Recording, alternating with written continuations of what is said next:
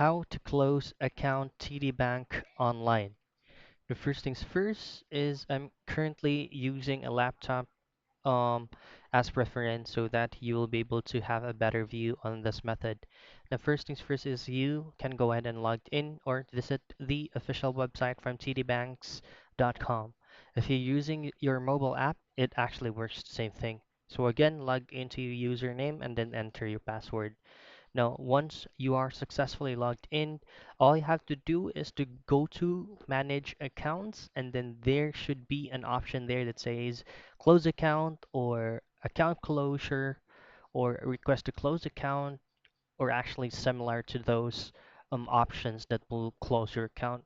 So basically, you are not able to close it immediately. This is just a request, so we'll have to submit a request first from the TD Bank's customer service for you to be able to successfully close the account. But again, there's things that you need to check first.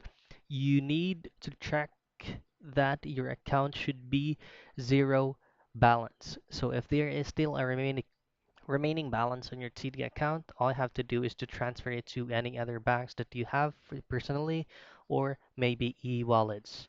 Make sure that if you requested to get this account closed, make sure that your balance is zero.